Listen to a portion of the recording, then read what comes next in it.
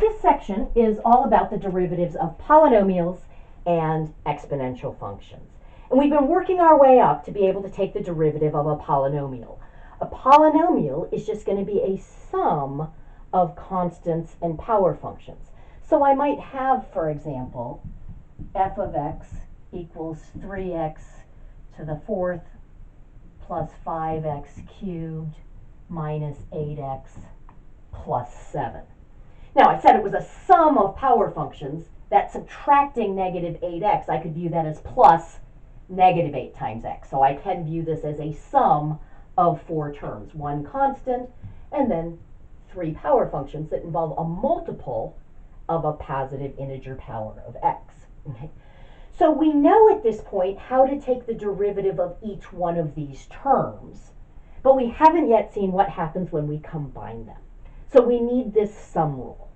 So if f and g are differentiable functions, so their derivatives exist individually, but I want to add them together and take the derivative, what do I get? Can I just take the derivative of each function and add them? That would be really nice. Let's see.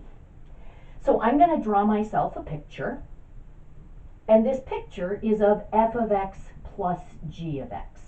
I could, of course, call that the one function f plus g of x. That's how we define the sum of two functions.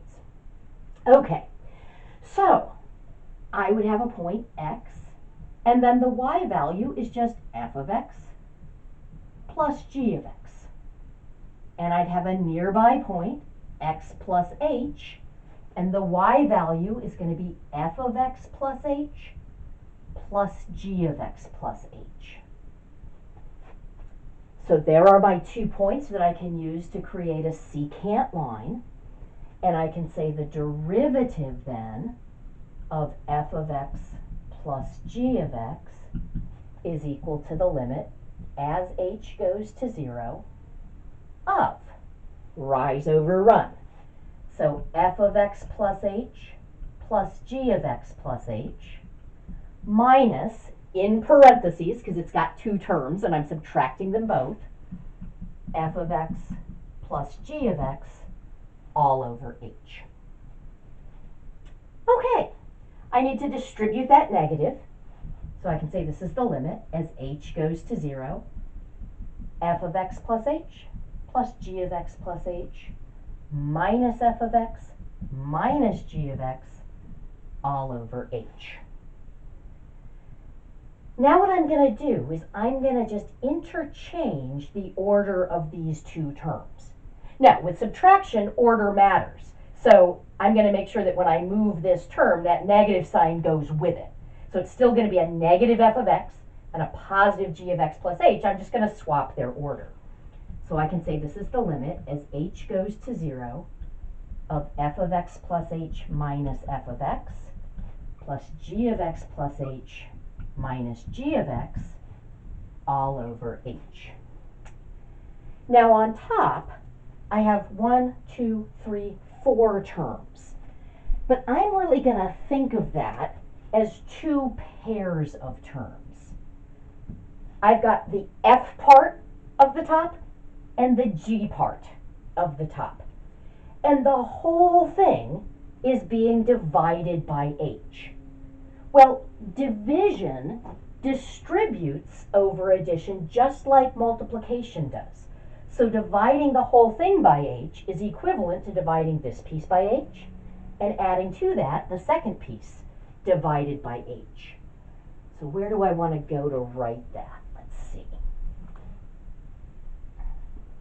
I'm just going to bump up to here.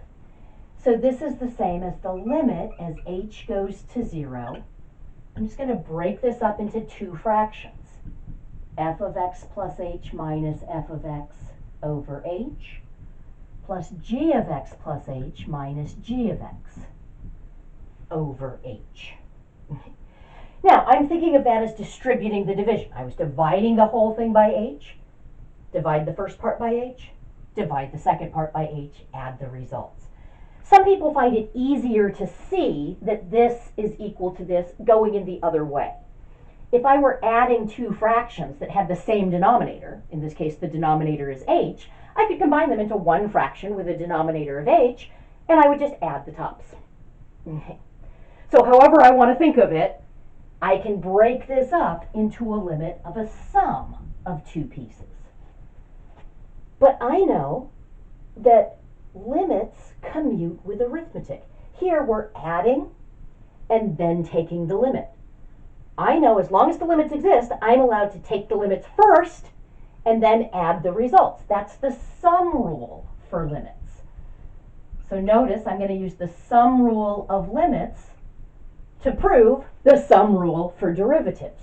This is going to be the limit as h goes to 0 of f of x plus h minus f of x over h, plus the limit as h goes to 0 of g of x plus h minus g of x over h.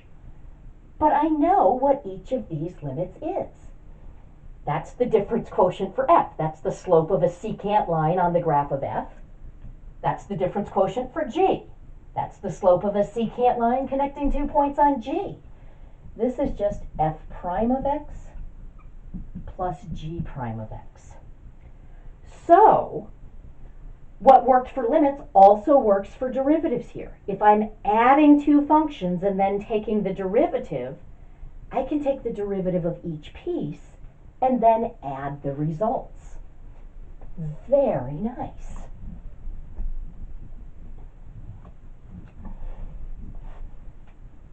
So, again, since I'm using the d by dx notation here, I'm going to go ahead and go back to that. But that's just a fancy way of saying f prime of x.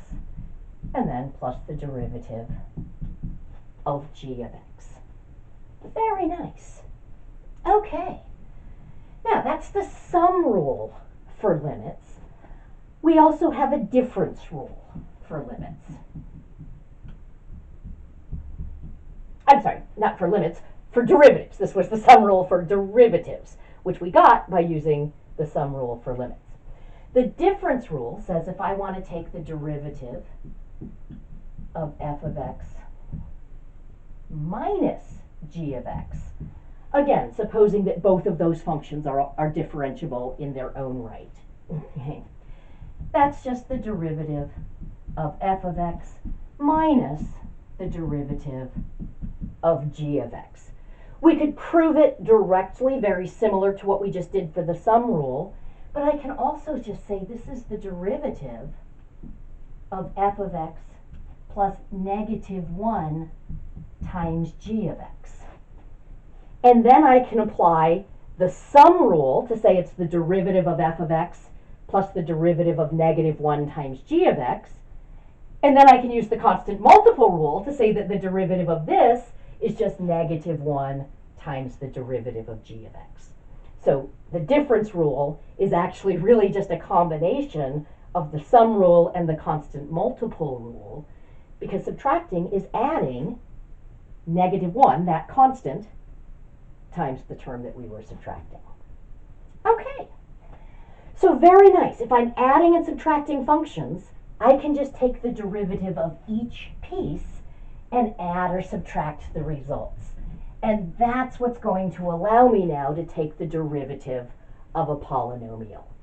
So here, if I wanted to take the derivative of this polynomial that I've kept up here, I would take the derivative of this piece. That's going to be 12x cubed. I bring the 4 down, combine it with the 3 that's already there. 4 times 3 is 12, times x to the 1 less power. Plus, bring that 3 down, multiply it by the 5 that's already there. That's 15x to the 1 less power, so x squared. Now I'm just going to say minus, and then I'm viewing this as 8x. So I'm using the difference rule to say I'm going to subtract the derivative of 8x. I could use the sum rule, but then I'd be adding the derivative of negative 8x. Okay, just different ways of looking at the same thing. Derivative of 8x, that's just 8. Because 8x is just a line of slope 8 through the origin. And the derivative of 7 is just 0, because that's a constant. The derivative of any constant is just 0. Now, is it necessary to write that 0? No, I can just say this is 12x cubed plus 15x squared minus 8. You may find as you're getting used to the idea that the derivative of a constant is 0, that it's helpful to write it so that you don't think you forgot that term, but you're reminding yourself visually that, oh yeah, constants have a derivative of 0. Once you're comfortable with that, if you want to go right to just writing the non-zero terms, that's totally fine.